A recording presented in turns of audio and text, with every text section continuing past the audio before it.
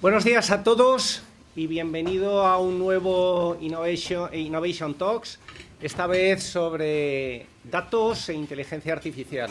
Como sabéis, es una iniciativa entre Foro de Foros, Margarita, muchas gracias, e iGeneris, que lo que pretendemos es crear un espacio dinámico en el cual pues, se genere una discusión e intercambio de ideas innovadoras sobre el tema que hablamos cada día, ¿vale? Y bueno, yo soy José López, soy Managing Partner de iGeneris y voy a moderar esta sesión. Bien, hace un mes salió, no sé si habéis tenido ocasión de verlo, un informe del MIT sobre el cual se ha hablado mucho, que es Gen AI Decide, y luego más cosas, en el cual pues hace una serie de conclusiones y la que más ha dado pie a hablar y a discutir sobre ella es una que dice que solo el 5% de los pilotos que están haciendo las empresas se traduce al final en impacto positivo en la cuenta de resultados. Eso quiere decir que el otro 95% pues no consigue los objetivos con los cuales se comenzaron a hacer esos pilotos, ¿vale?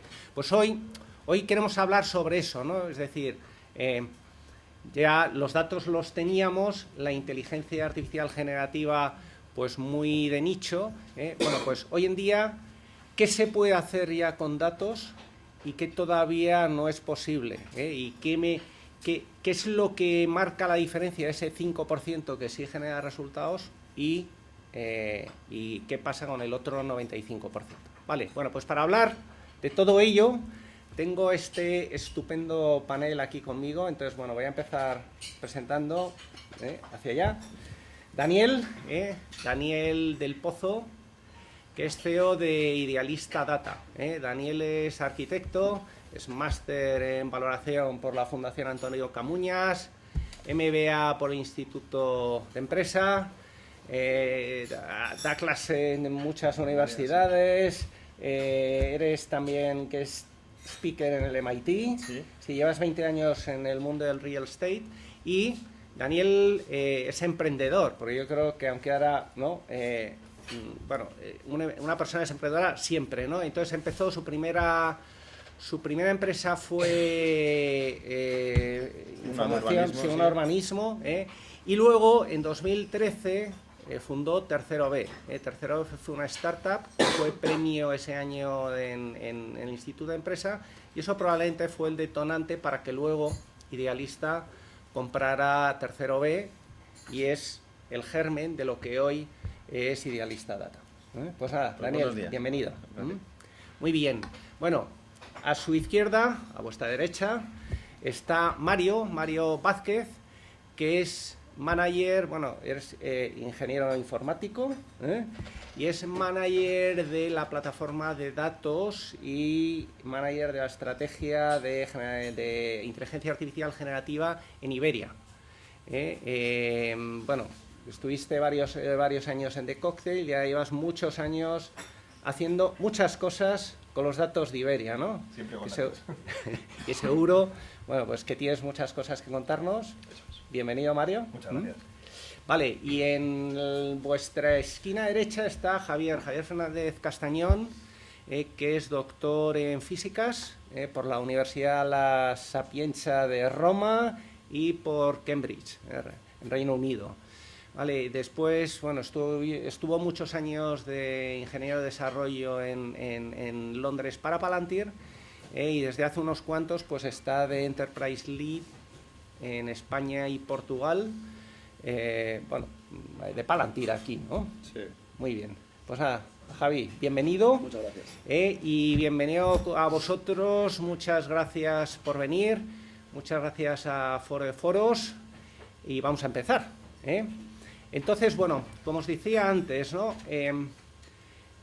Bueno, pues ya los datos, la inteligencia artificial generativa, se habla mucho sobre ello, se está haciendo también muchas pruebas sobre ello, pero me gustaría empezar preguntándoos en base a vuestra experiencia, ¿qué podemos decir que ya funciona y ¿no? por contraste, que todavía, en base también a vuestra experiencia, todavía no es posible o nos faltan cosas por hacer.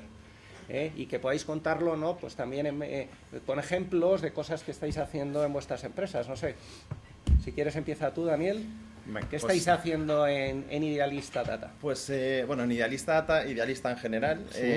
a ver, tenemos muchas iniciativas de IA, ¿vale? Hace poco las contabilizamos y tal, teníamos como 72. Coincido con lo que decía el informe del MIT, es verdad que muchas terminan siendo no productivas por diferentes motivos y luego otras sí son productivas, un poco por abrir no el debate, pero vamos, por ir centrando un poquito el tiro. ¿Qué estamos viendo? Las que son productivas suelen ser las que resuelven problemas tangibles y súper obvios, donde automatizamos o dejamos que la IA supla tareas que se hacían de forma manual y por un gran número de gente. Entonces, queda poco glamuroso, ¿vale? Pero al final esas son las que si uno entrena, por ejemplo, un agente, y eso es un tema complicado, ¿vale? O sea, el tema de la IA no es tengo los datos, tengo la IA y me lo resuelve. Hay un proceso donde tienes que entrenar a ese agente, por ejemplo, con temas de compliance, del tono en el que te diriges al usuario, qué quieres resolver. Tienes que entrenarlo con todos tus datos, de todos los emails en los que ha respondido una incidencia determinada. Entonces, cuando lo tienes muy bien entrenado, empiezas a ver, pues que funciona 24 horas todos los días de la semana, que tiene una fiabilidad de respuesta del 99,8%. Entonces esas cosas sí que solucionan, porque de repente ves un equipo que estaba saturadísimo y que no podía dedicarse a nada más, pues gracias a esto empieza a tener una capacidad disponible súper obvia y súper tangible en la cuenta de resultados. Y por abrir el otro melón y el debate probablemente, casi todas las iniciativas súper chulas, súper glamurosas, súper molonas de vamos a cambiar Idealista porque vamos a hacer de no sé qué tal, esas que, molaría, no sé, o está muy... Esas al final son mucho más complicadas, primero porque suelen estar desvinculadas entre negocio, tecnología... entonces esas al final se quedan como en fuegos artificiales de inicio de ¡buah, chulísimo!, pero tienen poco recorrido. Entonces, si tuviera que resumir dónde está ese 5%, son en las que son más feas, entre comillas, pero son súper directas y súper tangibles, y las otras están bien el inicio probablemente para aprender. O sea, y ese 95% que no luce a día de hoy, yo creo, quiero entender que nuestros equipos están aprendiendo por el camino incluso de cosas que no se deben hacer, que no está mal. Que no es poco, efectivamente. No, claro. Sí. Gracias, Daniel. Mario. Muy bien, pues nada, yo aquí estoy muy de acuerdo con lo que decía Daniel, o sea, desde luego que lo que funciona es lo que resuelve cosas muy sencillas, o sea, nosotros nos encontramos en nuestro día a día que vas a hacer el negocio con una idea súper chula, utilizando la última tecnología para conocimiento de imágenes, cualquier otra cosa, y dicen que muy bien, pero que por favor les proceses estos 100 Excel que tienen aquí encima de la mesa, ¿no? Para pues que es realmente lo que les quita el tiempo. O sea, por contaros, yo creo que algunos ejemplos así que se han hecho en Iberia que han funcionado bastante bien es predicción del mantenimiento, en la área de mantenimiento, predicción del stock para ver cuál es el stock óptimo que tiene que tener Iberia en cuanto a piezas y así pues tener los aviones el mínimo tiempo posible en lo que es en tierra, el aircraft on ground que se llama. O sea, estoy muy de acuerdo en lo que decía. Nosotros, de hecho, hay una cosa que nos hemos visto ahora totalmente inmersos, que es con el tema de la IA generativa, cuando se lo pones al usuario, que realmente estás viendo cuáles son sus problemas reales, ¿no? Y dices, oye, no puedo cargar este archivo, por favor, ¿cómo lo puedo procesar? Y esto es donde ellos realmente están viendo el valor que tiene la IA como tal. Pues estoy muy de acuerdo con lo que tú decías, que yo si tuviese que situar ese 5% y mucho foco en lo que realmente escuchar al negocio, estar dentro de ellos y entender el problema real y dejarse de florituras de GenAI, que al final son las herramientas que tú como experto tienes que poner para resolver esos problemas cuando les escuchas. Es un poco el punto. Genial. Pues gracias, Mario. Javi. Yo estoy en el otro lado. Tú estás en el otro lado, sí, desde Palantir. A lo mejor sería bueno que contaras brevemente qué es Palantir, porque aquí todavía en España pues es bastante desconocido, ¿no? Sí. Y desde ahí, ¿no? ¿Cuál es el rol en este ecosistema? ¿Cuál es el rol que vosotros jugáis? ¿Y cuál es la perspectiva que vosotros tenéis desde ahí? Bueno, pues nada, dos palabras. Palantir es una empresa de software, ¿vale? Más o menos, ¿cuánta gente no nos ubica? Ser honestos, ¿eh? Vale, bien. Que no nos ubica, que no sabe quiénes somos. Vale, pues nada, Palantir es una empresa de software, ¿vale? Y somos una empresa puramente de producto, no somos una empresa de datos, no tenemos datos, pero sí que lo que tenemos es una tecnología que se se concretiza, digamos, en dos plataformas principales, que sirve para lo que nosotros llamamos implementación dual, tanto en sector público como en sector privado. Y estas plataformas, la mejor definición, o la que yo creo que es más entendible, es un sistema operativo de datos. Tenemos los sistemas operativos de IT, Windows, iOS. Los sistemas operativos de datos, cada empresa está construyendo el suyo. No sé cuántos de aquí habéis construido vuestro Windows o vuestro iOS porque no os gustaba el de Microsoft o el de Apple, o Linux. Pero en los sistemas operativos de datos es donde nos encontramos ahora mismo. Entonces, bueno, eso es lo que hacemos, y lo que permite es conectar la operativa de las empresas o de las instituciones, de los organismos públicos, con pues, toda esa parte de datos, de modelos, de infraestructura tecnológica que normalmente lleva muchos años, muchos fracasos, mucho presupuesto a las empresas, ¿vale? Así que eso es un poco lo que hacemos. Y desde vuestra perspectiva, ¿no? ¿Cómo veis todo esto? ¿Qué casos veis que funcionan? Que le saquen más valor a ese uso de los datos. O sea, lo que principalmente vemos, y aquí pues, trabajando en España llevamos ahora mismo unos tres años, pues una de las principales empresas españolas, que bueno, seguro que hay más de uno aquí que es cliente de ellos, ellos pasaron de decir, mira, hemos conseguido sacar 2 casos de uso a producción en el último año, que para ellos bueno, pues era un éxito, porque al final era una inversión bastante potente de sus equipos de datos, de analítica avanzada, de negocio también. Ahora están sacando unos 50, 60. Son los mismos empleados, tienen mucha más independencia, además ahora también, y es verdad que lo más difícil ahí no ha sido el mundo datos, ha sido un poco el cambio cultural, ¿vale? Tenemos que trabajar de una manera diferente. Es muy teórico el decir vamos a juntar a la gente de datos con la gente de IT y con la gente de negocio y que todos hablen el mismo idioma, pero en la práctica la realidad es que hay bastante desconexión, aunque solo sean el lenguaje que utilizan para referirse a las mismas cosas. No hay ningún banco en España, no sé si hay alguien aquí que trabaja en un banco, pero yo de los 4 con los que he hablado, ninguno me supo decir cuántos clientes tenían en menos de una semana.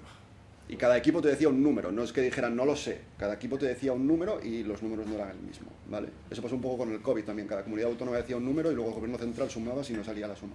Ese tipo de desconexión al final es lo que permite, o lo que impide más bien, que puedan sacar valor rápido. Y al final lo importante no es casi tanto los datos o los modelos, en este caso con el tema de la IA, sino más toda la infraestructura que tienen que construir alrededor de ella. Y estamos poniendo pues, un tejado de lujo en nuestro chalet nuevo, pero lo que pasa es que no tenemos cimientos todavía, ¿no? Entonces estamos escogiendo si las ventanas van a ser de un tipo o de otro y nos falta todavía centrarnos en que no se nos caiga la casa. Entonces es un poco la principal dificultad que vemos para para esas empresas a la hora de aplicar IA. Hay una obsesión con el modelo, se nos olvida un poco todo toda esa infraestructura que tiene que ir alrededor, y luego la parte de cómo interlocutar desde las áreas de modelos, desde las áreas de analítica avanzada y de datos con la gente de negocio. Nosotros normalmente al estar expuestos a la tecnología en primer nivel pensamos que vamos por delante de ellos. Y a veces nos olvidamos pues, que hay igual una persona que es responsable del stock de una empresa logística y que él está metido en un almacén todo el día. Pues no va a saber de este modelo de computer vision. Y su problema, cuando le preguntas cuál es el desafío que tiene, te va a decir el suyo. Es que hacer los Excel estos me lleva mucho tiempo. Es que alimentar estos datos en SAP me lleva mucho tiempo. Entonces te va a estar diciendo su problema, que no es necesariamente el problema o el objetivo que tiene la empresa puramente, ¿no?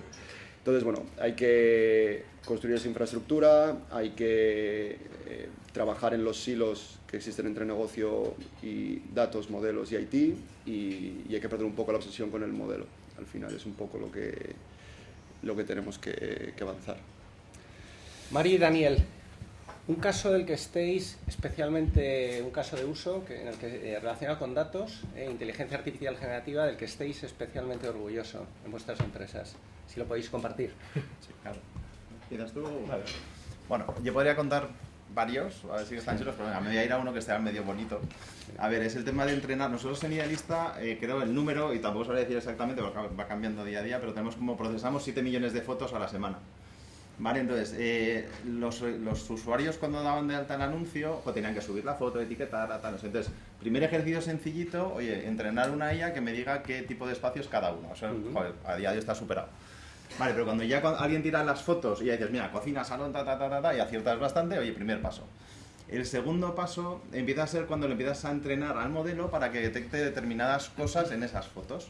Que dices, joder, pues hay clientes que nos decían, me interesa saber el consumo energético de cada una de las viviendas y soy capaz de estimarlo en función del número de electrodomésticos enchufados todo el día, porque están ahí la tele, lo total, lo de los stand-by. Entonces son capaces de estimar el consumo energético para proponer, oye, pues mejoras energéticas, tal. Entonces, eso ya no solamente identificar el espacio, sino que además identificas determinados componentes y electrodomésticos, y ahí hay un mundo de categorías, eficiencias, y la lavadora es de A, B, C, tal. Bueno, siguiente paso.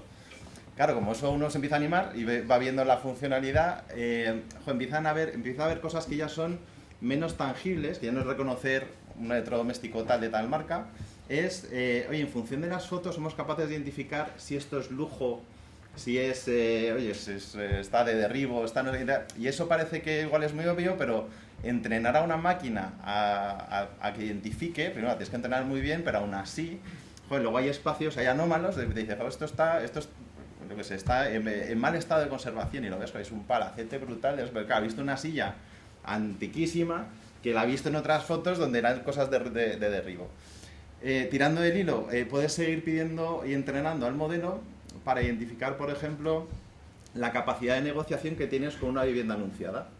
Esto por resumir mucho, es enseñar a la máquina a que detecte cuando alguien anuncia y las fotos, la habitación está desordenada, y el concepto de desorden puede ser muy subjetivo, está desordenada, está poco limpio, el ángulo no está bien, tal, puedes identificar si el que está detrás de la cámara es profesional, no es profesional, si quiere optimizar, lo quiero poner, mi casa no está muy allá, pero oye, quiero que mis fotos sean muy buenas porque quiero maximizar el precio de la venta.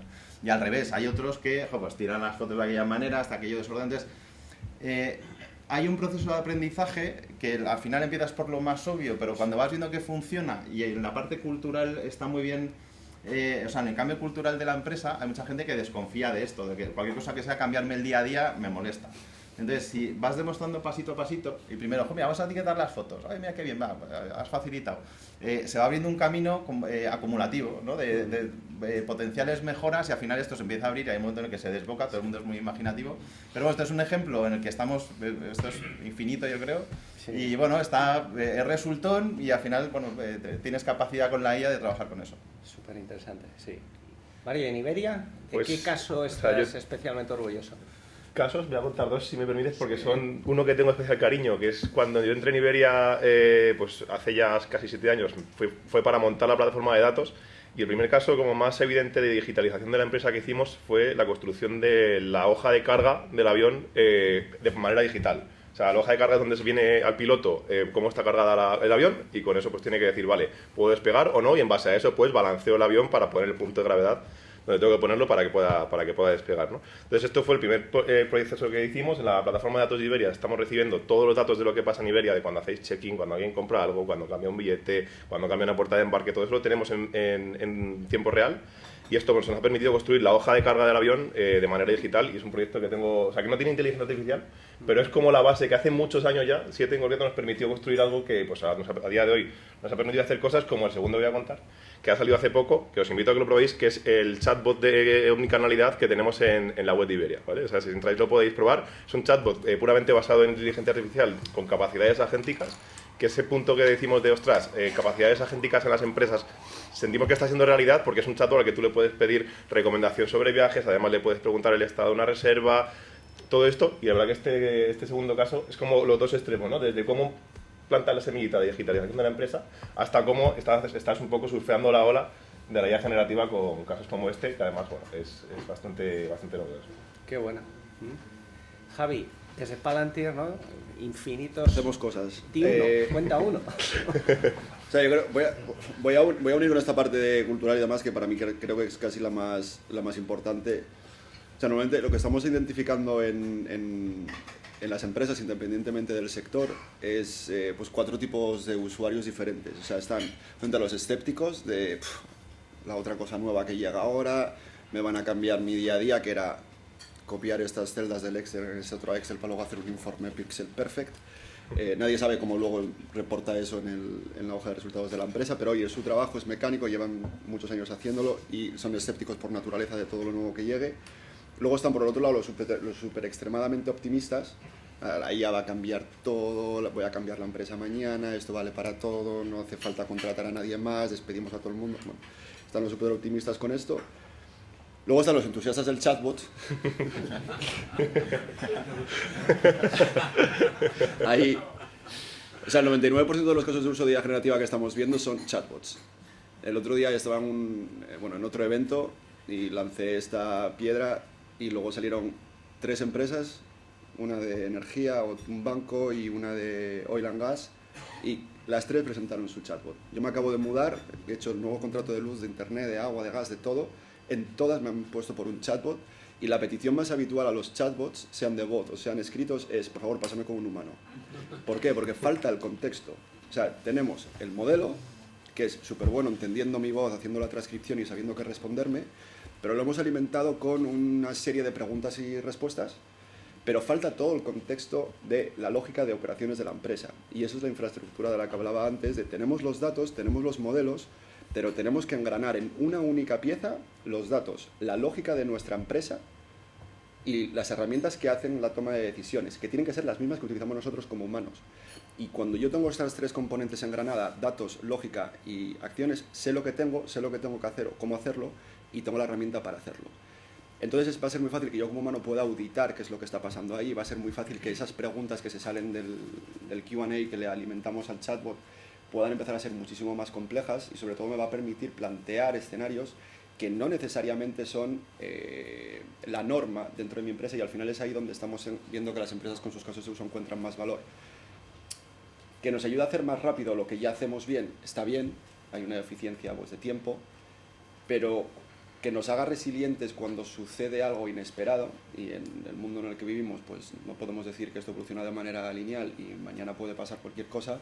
Es como de buenos somos respondiendo a eventos inesperados. Pues en aviación hay 1000 millones de casuísticas que pueden salirse de lo que es lo esperado. En real estate, yo creo que en el mundo en el que estamos ahora, pues más de lo mismo. Y es un poco lo que le puede suceder a cualquier tipo de empresa, ¿no? Entonces, eso es un poco los casos de uso hacia donde los estamos llevando a... Tienes el chatbot y ahora qué vamos a hacer de verdad, ¿no? ¿Qué vamos a hacer para que esto impacte en lo único que les importa a los que están arriba del todo, que son el CAPEX, el OPEX y el EBITDA? Pues cómo vamos a poder llegar a impactar ahí. Muy bien, muchas gracias a los 3. Vamos a cambiar de bloque y hemos estado hablando sobre el qué, ¿no? El qué se puede hacer hoy en día. Vamos a ir ahora al cómo. O sea, las empresas están en un camino, ¿no? ¿Un camino hacia dónde? Nosotros en Ingenieris, y en base a nuestra experiencia, la manera que tenemos de describirlo es, bueno, las empresas han estado muchos años trabajando e invirtiendo mucho en tener datos estructurados, y para eso pues han surgido los RPs, los CRMs y todas las aplicaciones y plataformas sectoriales. Bueno, y ahí ya prácticamente todas están ahí, ¿no? Y ya lo tienen, ¿no? Pero eso las empresas se han dado cuenta de que es insuficiente. ¿Por qué? Pues porque prácticamente todas estas plataformas y aplicaciones son silos. Los datos están, pero hacer cualquier cosa dentro del silo es complicada, y ya no digamos si se tienen que comunicar en esos silos, ¿no? Y para eso, bueno, pues han surgido todas estas iniciativas de, ¿no?, los data lakes, ¿no?, y inteligencia de negocio, que lo que va buscando precisamente es poder disponer de esos datos de una manera mucho más flexible, mucho más amigable, mucho más rápido, para tomar mejores decisiones, ¿no? Y yo diría que la mayoría de las empresas pues todavía están en esa fase, ¿no? Pero hay pasos posteriores, ¿no?, de meterte en modelos predictivos y prescriptivos también para seguir tomando mejores decisiones, y ahora con la proliferación de la inteligencia artificial generativa, pues ya con el siguiente nivel sería el preguntarle cuál es la mejor decisión en base a toda esa información que se le ha dado. Al principio no me fío, por tanto son decisiones copilotadas con la inteligencia artificial, pero por lo menos como hasta ahora nosotros describimos, probablemente no esa meta, sino ese punto de paso, pero que hoy lo vemos como meta, es que podamos automatizar lo más posible de las operaciones con inteligencia artificial y que nos podamos fiar, ¿no? Y que sepamos que se va a tomar la mejor decisión, ¿no? Bueno, pues creo que las empresas están en algún punto, ¿no?, en ese viaje, ¿no? Y diría, da igual donde estéis, ¿no? Lo que es importante es cómo se van haciendo las cosas, pues para ir avanzando lo más rápidamente posible en este viaje, ¿no? Bueno, en base a vuestra experiencia, en ese cómo estáis haciendo las cosas, ¿qué creéis que funciona? ¿De qué estáis orgullosos? ¿De qué decisión estáis orgullosos para, bueno, en cómo planteamos esa estrategia de futuro? ¿Qué es lo que nos está funcionando? ¿Y qué es lo que a lo mejor hoy, en base a ya este camino que habéis recorrido, haríais de forma distinta? Empiezo yo, ¿no? Venga. Muy bien, Daniel. Vale, pues a ver, nosotros lo que has descrito de primero consolidar los datos, es verdad que más o menos está medio superado y vamos viendo que esto es un poco cíclico, ¿no? Entonces, hace 10 años, cuando ya consolidamos los datos en Idealista, los pusimos a disposición de todo el mundo y demás, había una sensación de euforia de, ¡jo!, tenemos todo montado. ¿Y qué pasó? Pues que empezamos a montar dashboard, o bueno, entre todos y tal, no sé, dashboard súper pintones, que al final generaron frustración porque decías, estoy navegando en un mar de datos, no sé qué estoy buscando y estoy buscando respuestas a preguntas que todavía no me he hecho. Entonces eso genera una frustración brutal porque pasas horas y horas esperando que eso te ilumine de alguna manera. Entonces ahí el primer aprendizaje es, y recomendación que hago es, que nadie se meta a sacar, a tratar de buscar nada en los datos, ni con IA ni sin IA, si no se ha hecho la pregunta antes. Y cuando uno se ha hecho la pregunta antes de qué quiere buscar, qué quiere responder, lo primero que se da cuenta es que esa pregunta no ha cambiado. O sea, esa pregunta se la hacían hace 10 años, 20, 100 años, 200 años. Oye, ¿quién es el que se vende? ¿Dónde se vende? ¿Quién lo compra? Bueno, ya está, las preguntas son las de siempre. Y lo que hay que aprender es qué tengo que buscar dentro de los datos para responder esa pregunta. Entonces, cuando uno llega a ese punto, ya se tranquiliza y cuando estamos en ese punto ya medio tranquilo y aprendido, llega la IA. Entonces llega la IA y a nosotros ¿qué nos pasó? Pues que llegó la parte tecnológica y recuerdo, yo soy arquitecto de los que pues estoy en casa, se supone. Entonces yo la parte tecnológica convivo con ella, sé un poquito, pero ahí que nos pasó, que llegó como con cariño, una horda de científicos de datos, y nos dijeron, quitaros que ya nos ponemos nosotros. ¿Vale? Porque en un modelo XGBoost de no sé qué, te monto un modelo, déjame los datos. Y entonces, ¿cuál fue nuestro error? Que es verdad, ante esa, veíamos lado de la inteligencia artificial, tecnología, Python y historia, ya como, yo en eso no sé, ¿no? Entonces, nuestro error fue, y también el suyo, en ser demasiado optimistas en que esto va a llegar a una máquina, te lo resuelve y ya está. Entonces, aprendizaje, eso no es así. Entonces, igual que nosotros tuvimos que aprender a tomar decisiones desde los datos, a la máquina, a día de hoy, hay que enseñarle a tomar decisiones a partir de los datos. Entonces, tienes que entrenarla, luego una vez entrenada y supervisada, pues le vas dando carrete, pues esto es como con las personas, al que funciona tal no sé qué, le das más juego, al que no, pues lo atas en corto. Entonces, un poco hemos pasado por esos ciclos y al final vamos viendo eso, que siempre que aunque sea como un foco corto de tiempo, siempre que llega una tecnología nueva, una novedad, hay gente muy optimista, que bien lo has descrito, ¿no? Los que creen que va a cambiar el mundo en 2 días porque tenemos la tecnología. Y luego, por comentar, esta gente muy optimista, a veces nos hemos visto en situaciones en las que han dedicado mucho tiempo, y conocimiento y buena intención en hacer algo, nos lo han enseñado a negocio y claro, la pregunta es, ¿por qué has hecho eso? ¿Y quién te lo ha pedido? O sea, ¿y para qué? Y te han dicho, no sé, pero se podía hacer. Y claro, dices, ¿cuántas horas? O sea, está bien por el tema de aprendizaje, pero un poco lo que hemos aprendido y donde estamos cómodos es, tiene que haber tecnología, por supuesto, tiene que estar los expertos de tecnología, de IA, todo esto también, pero tiene que estar vinculados a negocio y a la puesta en producción, que al final hay cosas que se medio esbozan y dices, venga, vale, es muy bonito, muy tal, y ahora ¿quién despliega esto? ¿Vale? Entonces, nosotros trabajamos muy bien con equipos pequeños multidisciplinares que hay que enseñarles a convivir, a que se entiendan, que es muy complicado. O sea, porque entre abogados se entienden, entre arquitectos nos entendemos o no. Tecnológicos también, pero que se entienda un arquitecto de un tecnológico, o sea, es más complicado. Sí, entonces, bueno, esa es un poco nuestra visión. Qué bueno. Vale. Mario. Pues nada, yo sobre la parte que recomendaría y un poco tips así a dar, o sea, al final creo que todo este tema de la IA está eclipsando un poco la tendencia de los últimos años de que realmente pues la gasolina de todo esto son los datos y es lo que yo recomendaría que no se pierda ese foco. O sea, la IA a día de hoy sin datos pues no, o sea, no existe y no sirve para nada, ¿no? Entonces, que el Big Data, datos, etcétera, de estos últimos años, o sea, no es casualidad. O sea, la IA sin esto no funciona, ¿no? Entonces creo que es muy importante sentar muy bien los pilares y lo que decía antes aquí Javi, ¿no? Que, joder, realmente si tú pones un tejado súper bonito a tu casa, si no tienes los cimientos, si no tienes los datos bien estructurados, gobernados y limpios para habilitar lo que pueda venir después, o sea, ahí estás vendido. O sea, puedes tener muy buena idea, que no, ahí, si no cuidas eso, no vas a poder hacer prácticamente nada de lo que te venga después.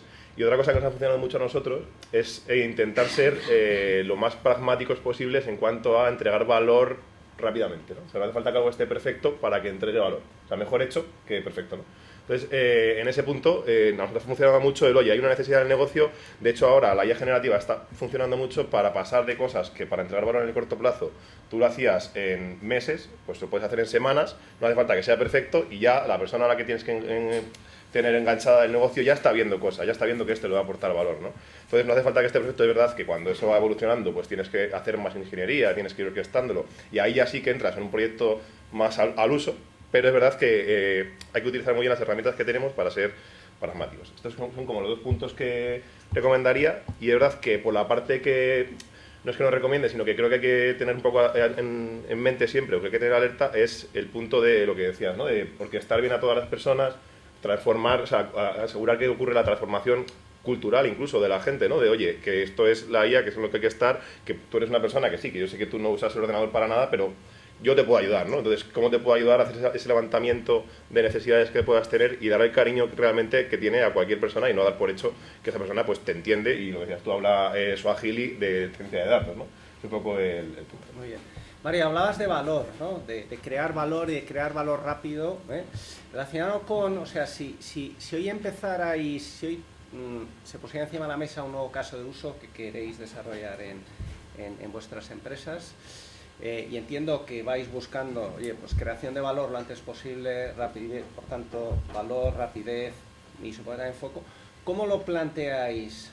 Pues, es decir, venga, vamos a, ¿cómo planteáis hacerlo? ¿Cuáles serían como la hoja de ruta o los criterios estratégicos para que ese caso de uso cuanto antes esté produciendo valor? O sea, son un poco lo que decías, es un poco seguir estos tips. Básicamente, el primero de todos, que al final es lo que decíamos antes, ¿no? Que es lo que importa a nuestros mayores es, oye, ¿cuál es el business case de esto? ¿No? O sea, que muy bien lo quieres hacer, pero ¿qué va a aportar a la empresa? Pues ese es el paso número uno, que al final es donde más cuesta a veces tirar del hilo a que realmente estás solucionando la papeleta con este caso, ¿no? Es el principal punto que nosotros vemos, oye, vale, tú tienes necesidad, pero ¿qué impacto va a generar en la empresa? No necesariamente económico, ¿eh? Puede subir el NPS de clientes, puede ahorrar costes, incluso puede ser algo para mejorar la experiencia del empleado en general, ¿no? Son cosas distintas, pero tener claro cuál es el KPI con el que vas a medir ese caso concreto. Es por una parte.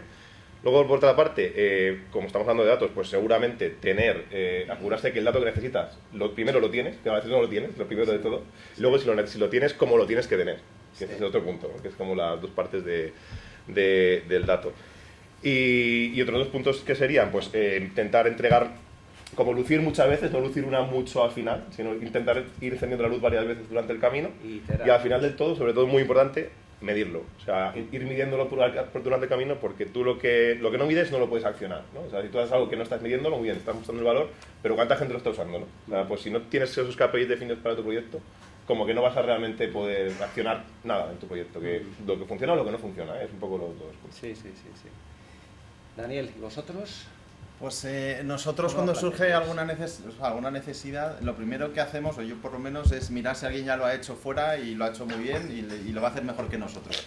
Que parece muy obvio, ¿vale? Pero como esto es una cosa que es muy, muy divertida y que motiva a la parte tecnológica y a la empresa, ¿no? Están haciendo cosas con IA, todo el mundo quiere hacerlo, pero al final tienes que decidir a qué dedica el tiempo tu equipo y si tiene sentido o no. Entonces, oye, si dice, yo qué sé, vamos a montar oye, hay alguien que lo ofrezca y que su foco, si hay una empresa que hace, invento, chatbots o hace no sé qué, o hace detección, oye, si ya está inventado, pues yo prefiero comprar el servicio que montarlo en casa.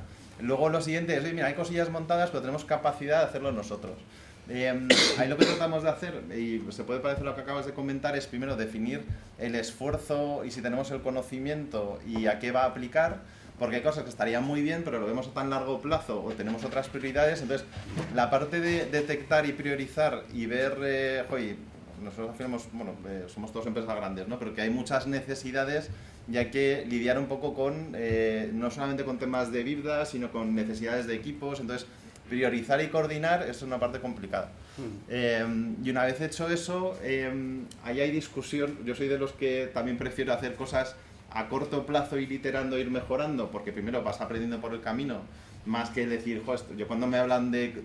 A mí los Qs, o sea, como emprendedor, es como, o sea, ya hablo en semanas, ¿sabes? A mí lo de, no, para el Q4 del 2000, no sé, o sea, a mí eso no me vale, ¿vale? Pero bueno, que también se habla así en esos términos. Entonces, prefiero que vayamos haciendo pequeños esfuerzos y concretos y ir asomándolos, más que hacer el super mega desarrollo, ¿no? Que a veces también toca.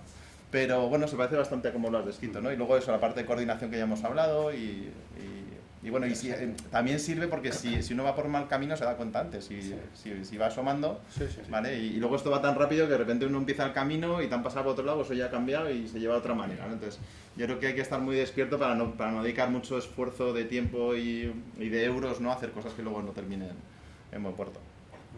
Javi, vosotros, ¿no? Cuando trabajáis con clientes, se pone un caso de uso encima de la mesa, recomendaciones más importantes. Sí, nosotros normalmente empezamos por preguntando qué es lo que más os aprieta en el zapato, qué es lo que habéis intentado hacer que no habéis conseguido, cuál es vuestro principal objetivo. Empezamos un poco con intentar subir la ambición al máximo para que no nos digan, a mí si me regalas este Excel o si no queremos entrar ahí, no queremos entrar en el mundo dashboards, ¿vale? De tú ponme KPIs que luego ya sé lo que tengo que hacer yo. ¿Qué vas a hacer con los KPIs? Porque si los KPIs te están dando unas métricas, una información, algo tendrás que hacer en función de los números que aparezcan ahí, ¿no? Entonces, lo segundo que hacemos es sentarnos con el equipo con lo que serían los usuarios finales, ¿no? Los equipos de negocio, los equipos de operaciones, pues oye, si es un caso de uso, no sé, para optimizar pues, la cadena de suministro de una empresa, pues vamos a sentarnos con los responsables de la cadena de suministro.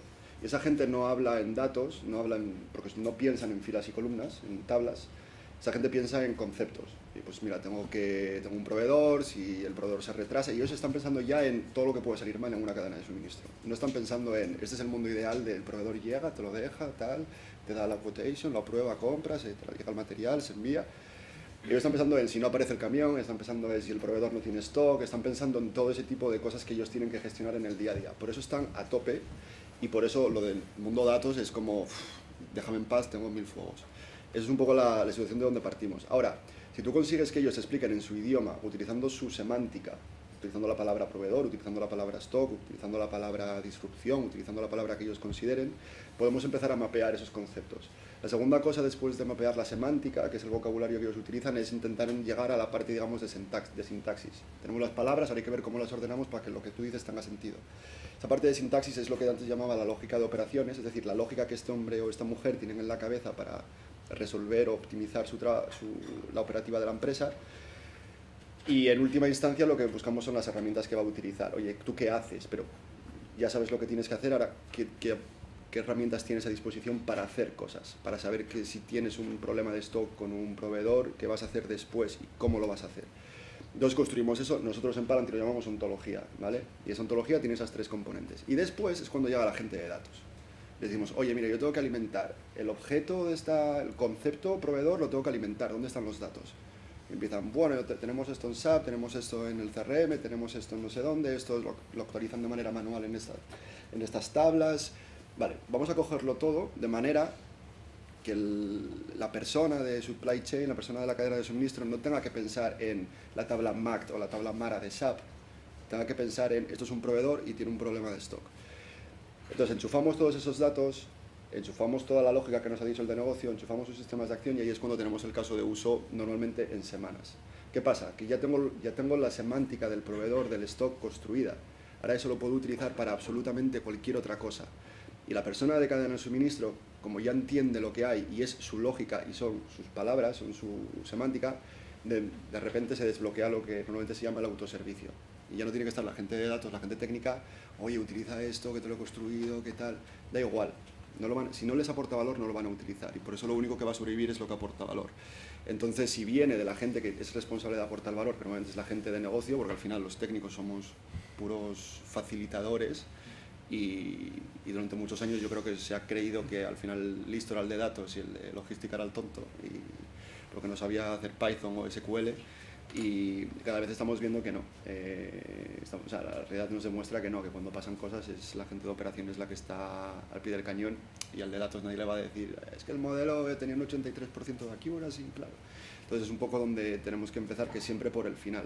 Nosotros como empresa tecnológica nos cuesta mucho porque lo primero que hacen es, tecnología, habla con el de IT, es como no sabe nada de logística este hombre, no puedo hacer el caso de uso, ¿vale? Entonces bueno, eso es un poco las dificultades, y muchas veces el caso de uso que antes preguntabas que más me llenó de satisfacción fue aquí en España con una aseguradora, donde un perito médico decía, joder, es que yo antes trabajaba en Word, pues soy médico, lo pasé todo al Excel y ya me creía que estaba en la NASA.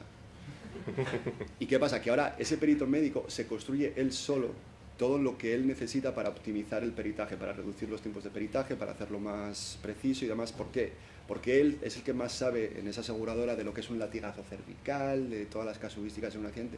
No lo sabe el de datos, no lo sabe el de IT. Entonces, ya lo tengo en esta ontología, ya está, soy independiente. Puedo generar valor yo solo. Bajamos la barrera de que no tenga que programar, los LLM nos ayudan mucho a que pueda interactuar con su ontología en castellano, y a partir de ahí ya van más solos. Muy bien. Quiero que quede tiempo para que podáis hacer preguntas, esas que estéis deseando preguntar a alguno del panel. Entonces, en este último bloque me gustaría respuestas lo más breve posible, ¿vale? Un área, si tuvierais que elegir solo un área en el cual hoy se le puede sacar más retorno a los datos, ¿cuál diríais? Así rápido, por empezar, por un call center. Sí, un call center. Un call center y atención al usuario. Esa. Perfecto. ¿Mario? Yo el área operativa. O sea, creo que lo que diferencia de Iberia es que tenemos aviones, entonces cada minuto cuenta. Sí. A diferencia del call center, de diferencia de otras cosas, eso lo tienen más empresas, aviones no todas. Entonces, en mi caso, creo que estar ahí en el momento correcto para tomar la decisión correcta es, vamos, indispensable. Sí. Y dentro del área operativa, dirías algo, porque el área operativa es... Bueno, con la área operativa me refiero a lo que pasa en el aeropuerto, básicamente. Vale. Esa parte que es donde va el cliente y se quiere de viaje y le cancelas el vuelo, pues dale una opción ahí, ¿no? O sea, para ese es el punto, ¿no? Estupendo. Javi. A mí me matas ahí, depende del sector. O sea, estamos viendo muchísimo aporte de valor, por ejemplo, en todo lo que es que es bastante agnóstico al sector, pero en casi todas las empresas que han entendido que no pueden jugar a ser adivinos, es decir, voy a utilizar modelos para predecir lo que va a pasar en el futuro, sino en esos casos de uso que lo que les permiten es, independientemente de lo que pase, cómo consigo reducir el tiempo de respuesta. Entonces eso, bueno, yo creo que el COVID dio muchas lecciones ahí, y desde entonces estamos viendo como hay muchas empresas con las que trabajamos que todo lo que desarrollan lo están desarrollando para, independientemente de lo que pase, yo tengo que ser capaz de responder en horas o en pocos días. No me puedo quedar sin cadena de suministro en el COVID y estar 3 meses reorganizando mi cadena de suministro. Muy bien. Una pregunta que siempre hacemos en los Innovation Talks es, imaginaos el periódico, por ejemplo, Expansión, 5 días, un titular en 2030, 21 de octubre de 2030, un titular que en base, en este caso, a la tecnología, a la inteligencia artificial generativa, a los datos, un titular que es posible y qué tiene que suceder entre 2025 y 2030 para que eso suceda. ¿Qué titular veis como plausible y os gustaría que sucediera? Pues yo no tengo claro, pero si el titular fuera en torno a que las empresas han aprendido a tomar decisiones a partir de los datos, aunque suene súper así, ahora mismo no están en ese punto. Sí. ¿Y qué tendría que pasar? Pues todo lo que hemos contado, que organicen bien los datos, que hagan ese cambio cultural, que aprovechen la tecnología que toque en ese momento. Entonces, si hacen todo ese recorrido, pues si de verdad sacáramos rendimiento a los datos y ese conocimiento, viviríamos un mundo mucho más optimizado. Muy bien. Mario. Yo me voy a tirar a la piscina y diría que el 15% del EBIT de Iberia proviene de la IA. Sería el titular que daría. Así que, ¿y qué tiene que ocurrir? Pues un poco lo que decíamos, ¿no? Pues esta transformación cultural y sin perder el foco en lo realmente importante, pues se mantenga hasta dentro de muchos años. Genial. Javi. No sé, voy a empezar por donde empezaste tú, ¿no? Pero al revés, que más del 70% de los casos de uso de IA son exitosos. Estupendo. Y para eso, bueno, pues hacen falta muchas cosas, sí. Un poco de lo que he ido comentando hasta ahora, pero básicamente hay que cambiar la cultura de cómo se trabaja y cómo se relacionan las empresas con los datos y cómo se plantean todo el tipo de desarrollos de sistemas operativos de datos. Perfecto. Última pregunta por mi parte. Si tuvierais que seleccionar solo un consejo, solo un tip para dar a alguien que no esté excesivamente familiarizado con la inteligencia artificial generativa, con el trabajar con los datos, ¿cuál desde vuestra experiencia sería hoy el tip más valioso que te voy a dar? ¿Cuál sería? Vamos a empezar, Javi. Yo empezaría por anclar las definiciones, es decir, cuando interactúas con los LLMs y le estás diciendo tengo un cliente, tengo un proveedor, tengo un pedido, tengo un avión, asegúrate de que las definiciones están claras y que el LLM entiende lo que tú entiendes por avión, por cliente y por proveedor. A partir de ahí todo va a ser luego muchísimo más fácil para poder explotar esa información o esas lógicas de una manera mucho más productiva. Muy bien. ¿Mario? Yo diría que hay que generar confianza, porque eso cubre un aspecto muy grande de puntos, desde que el dato que das es el que tiene que ser, hasta que la IA no te va a quitar el trabajo, sino que a lo mejor el que te lo quita es el que sabe usar la IA. ¿No? Entonces, yo es eso, que si no se pierde el foco en la confianza. Genial. Vale, yo animaría a identificar algún problema, pero fuera del ámbito laboral, ¿vale? Todo el mundo tiene hobbies, ¿no? Pues que identifiquéis algún problema fuera de vuestro trabajo y que os animéis con ChatGPT o el que toque a tratar de solucionarlo aprovechando la IA. Entonces, al final son necesidades súper tontorronas y demás, pero yo no sabía programar en Python y programo en Python. Y hago cosas que hace un par de años, necesitaba un súper tecnológico enfrente y a día de hoy no. Entonces, yo os animo a que con una necesidad clara, no os metáis allá a lo loco, una necesidad clara y fácil, y que os sentéis delante y que empecéis a hacer preguntas e interactuar con la inteligencia artificial que corresponda, pero para ir resolviendo el problema. Y eso es como un proceso súper enriquecedor y te quita bastantes miedos. Y luego cuando te sientas con un tecnológico enfrente, ya tienes como una visión un poquito más equilibrada. Genial. Bueno, pues ahora os pasamos la palabra. Preguntas que queráis hacer. Sí, habla por favor alto para que se te... Lo intentaré. Sí, gracias. Y muchas gracias a los cuatro, esto es muy interesante. Hay un tema que habéis tocado que a mí me parece que, sobre todo en términos de dónde está la valoración y demás, la valoración es de todo lo que está relacionado con inteligencia artificial, me da que pensar. Ahora mismo la inteligencia artificial, lo que es cierto es el CAPEX. Una cantidad de CAPEX extraordinariamente exorbitante. Los casos de uso que habláis son únicamente de mejorar algo el evita por reducción de OPEX. Me llama la atención, ¿sabes? Quería preguntaros si ahí veis realidad sobre los casos de uso que vayan a generar ingresos, no solo reducción de gastos. Y dentro de todo esto, y al final, yo creo que aquí hay una cuestión, y es que si ese CAPEX va a tener un retorno.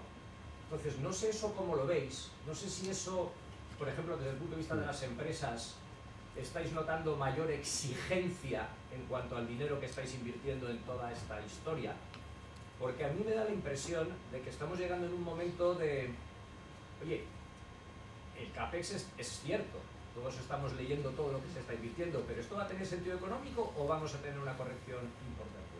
Gracias. ¿Quién quiere responder? Bueno, nosotros, yo el área que lidero en Idealista es la parte de Idealista Data, y estamos súper enfocados precisamente a eso, a monetizar o a generar ingresos a partir de lo que podamos hacer.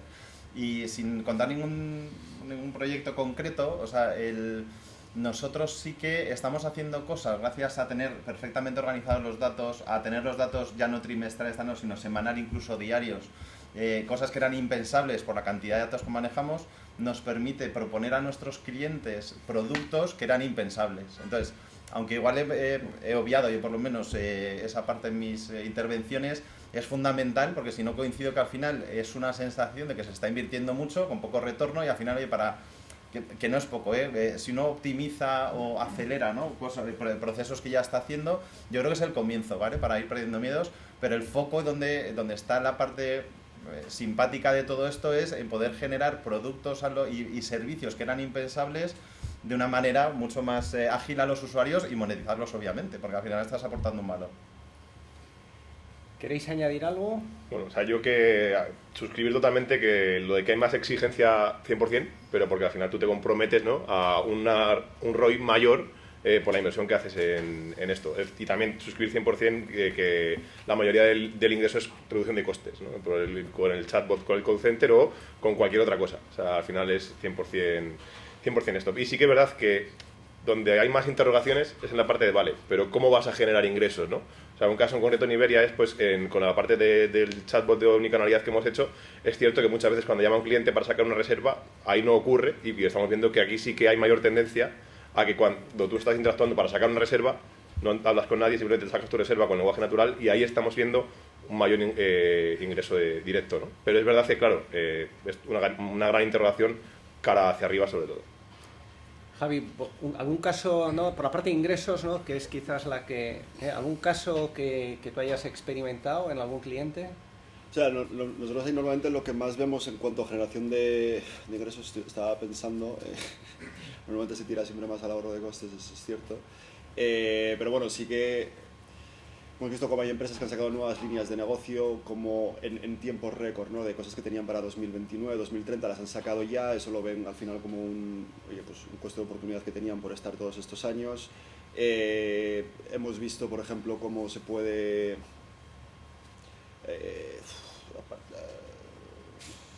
tendría que dar una vuelta, pero tampoco quiero... O sea, me gustaría decir cosas fidedignas. Pero bueno, déjame dar una vuelta y luego antes de marchar seguramente se me ocurre alguna más.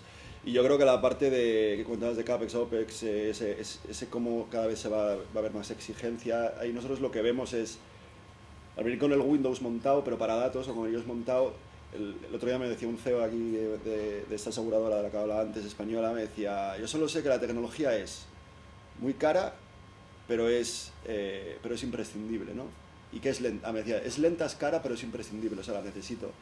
Entonces él le generaba muchísimo malestar que con el CFO, con el director financiero, podía tener conversaciones totalmente transparentes porque hablaban el mismo idioma, pero con el CTO, aquello era una caja negra. Yo a este hombre le doy un presupuesto y yo no sé qué pasa después. Entonces ahora, el subir a los dos, al CTO y al CFO, al mismo nivel de interlocución de, no, aquí se ha invertido esto, ¿qué vamos a hacer? Con una línea de negocio, si no es rentable económicamente, pues o la cambias, o la vendes, o la cierras. Pues con la tecnología igual. Pero claro, no podemos estar pensando en 3 años de plan estratégico, en 5 años de plan estratégico, ¿no? Y eso es un poco donde queremos que suba estas conversaciones y es lo que va en última instancia a acelerar todo el proceso.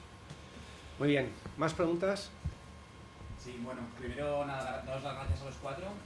Tanto Daniel como Javier habéis tocado un tema que creo que es interesante, es a la hora de validar nuevos casos de uso o empezar a pensar qué puede solucionar la IA en nuestra empresa hoy. Tú has hablado de equipos multidisciplinares y Javier del tema del perito, ¿no? Personas no tan obvias quizás en un equipo de trabajo que no van a estar en un C-level. Pues si tuvierais que recomendar cuál es el equipo perfecto que tendría que estar en un workroom de, venga, vamos a solucionar algo con IA, ¿cómo lo habéis compuesto vosotros? ¿O cómo sugerirías, Javier, en tu caso, que a lo mejor has visto realidades de distintas empresas, este equipo perfecto o ideal para solucionar un use case? Gracias. Mira, nosotros en una de las mayores cerveceras del mundo, con 4 personas, que eran 2 de negocio, una de datos y una de arquitectura IT, se generaron en meses millones de euros de beneficio. Y era simplemente porque teníamos las 4 personas.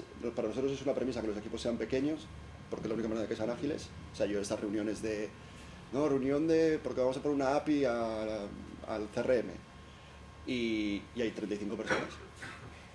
No, es que tiene que estar todo el equipo de datos, todo el equipo de IT, pobre de que como se te olvida olvidar a uno, invitar a uno. Entonces, tienen que ser equipos pequeños. ¿Por qué? Porque para nosotros es imprescindible que esas 4 personas, esos 2 de negocio que estaban ahí, y eran 2 de negocio porque eran, digamos, responsables de 2 partes muy diferentes del negocio que tenían que estar conectadas. Ellos sabían toda la semántica y la lógica de la que hablaba antes. Y luego estaba el de datos, que sabía dónde estaban todos los datos que había que meter en esa ontología de la que hablaba antes. Y luego estaba el de IT, que sabía dónde había que conectar todas las APIs y todos los webhooks y todo lo que había que hacer. Entonces, cuando tenemos estas 4 personas y las tenemos alineadas con esa misión, porque esto va de misión, va de objetivo, no me vale, no, mi objetivo era hacer el modelo. Y yo ya, no, tu objetivo es conseguir todos estos millones del caso de uso que se está reventando. Entonces, si tú tienes esas 4 personas alineadas con la misión, es extremadamente rápido y ágil. No hay reuniones, se resuelve casi todo en una conversación de 2-3 personas. Se pueden poner reuniones en cualquier momento si hace falta, porque solo hay que alinear el calendario de 4 personas. Y tienes la seguridad de que los 4 están hablando de lo mismo y están trabajando por lo mismo. Entonces, esa es la manera en la que, y por eso el cambio cultural, que a veces nosotros montamos hablando mal y pronto, unos pollos tales, porque atacamos mucho a, no podéis trabajar como una cadena de suministro, no, como una cadena de producción. O sea, esto de el de IT enchufa, el de datos transforma y el de negocio utiliza lo que ha hecho el de datos, consume los KPIs y entre medias ponen tickets de Jira para comunicarse, no funciona. O sea, es muy lento y no están alineados con la misión, porque la misión del de IT es conseguir los datos, el de datos transformarlos, y el de negocio ahora búscate la vida y consigue tus objetivos de negocio, ¿no? Entonces tenemos que tener a todos alineados con lo mismo. Bueno, perdón que me extiendo siempre con esto, pero es que me toca la fibra. Porque...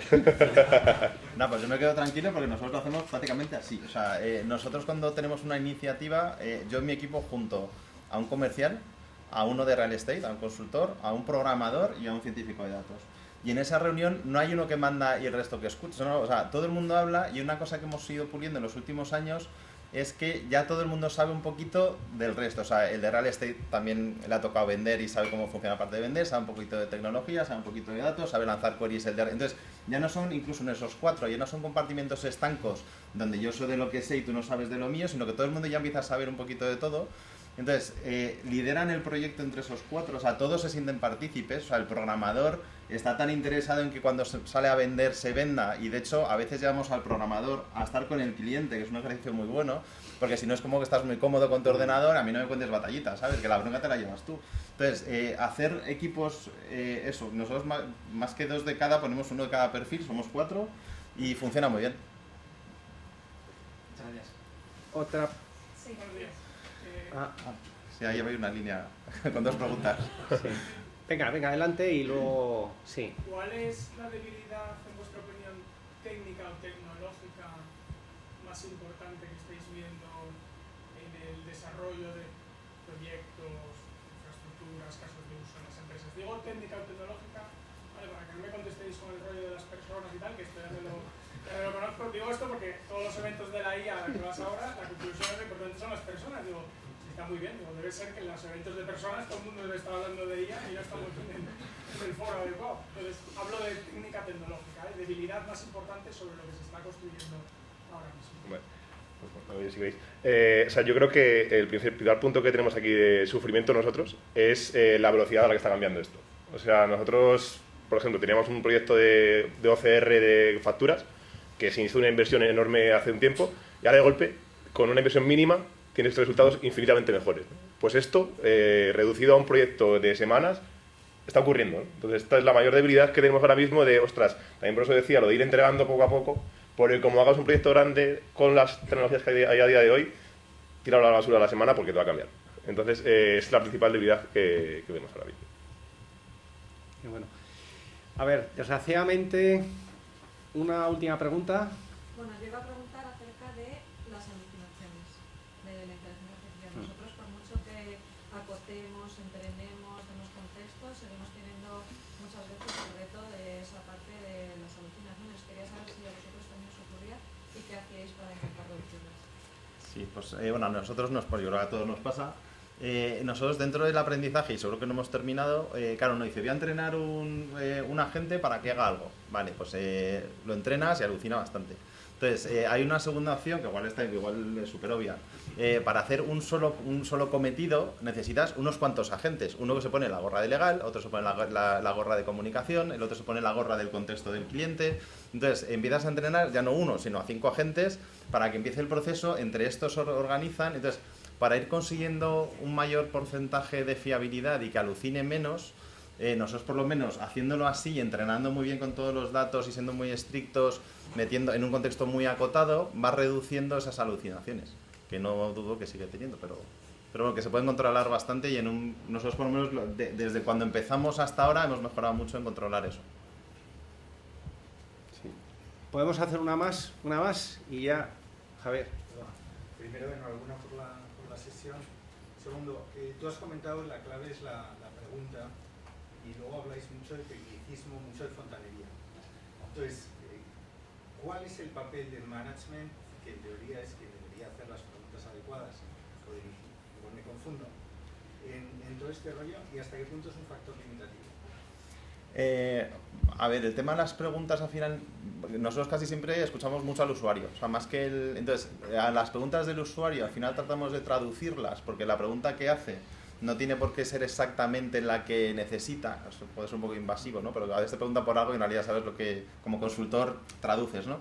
Entonces, el tema de las preguntas, hay diferentes fuentes que son válidas y no tienen por qué ser solamente desde la capa alta, ¿no? De dirección y demás, y luego, sobre todo, es entrenar, o sea, aprender a cómo utilizar lo que decía antes, aprender dónde tienes que ir a buscar la respuesta a esa pregunta. Entonces, esto que es como súper rápido de decir, joder, lleva mucho tiempo en ese aprendizaje, ¿vale? Y de hecho puede ir cambiando, ¿no? Donde mirabas una respuesta, luego muta a otra porque ha mejorado algo. Entonces, bueno, yo creo que la parte donde aporta mucho valor a las empresas es en esa transición, ¿no? De aprender a responder preguntas. Perdona, y por conectarlo al segundo, o sea, ¿cómo consigues que esa pregunta no acabe en lo táctico, puramente, digamos, mecánico o instrumental, que es lo fácil, que es el caso de uso, digamos, que funciona, sino algo más estratégico que realmente aporte valor, con mayor cantidad? Claro, pues yo creo que hay preguntas para todos. O sea, hay preguntas más tácticas, otras más que las puedes extrapolar y puedes montar áreas de negocios en torno a una pregunta, pero al final tienes que ir como categorizando, ¿no? El tipo de pregunta y siempre terminar de ver si da para más, porque al final hay preguntas que surgen para una cosa súper acotada, que tiene que haber gente pendiente de decir, o sea, primero tienes que comunicar, o sea, hay más gente que viendo esa pregunta y esa respuesta se le ocurren otras cosas. Entonces, yo creo que el que fluya la información en la empresa y demás y que des cierta continuidad va generando eso, ¿no? Que haya preguntas que te arman una línea de negocio súper productiva y que en poco tiempo está facturando muchos euros, y luego otras, bueno, que se quedan más en el tema táctico y de solucionar cosas muy concretitas, pero bueno, yo creo que todo al final ayuda. Bueno, pues desgraciadamente no tenemos tiempo para más. Daniel, Mario, Javi, muchas gracias por venir. Súper interesante todo lo que nos habéis contado. Margarita, muchas gracias a Foro de Foros. Paco, ahí en la cámara, muchas gracias. Y sobre todo a todos vosotros por venir y por asistir a este Innovation Talks. Muchas gracias a todos.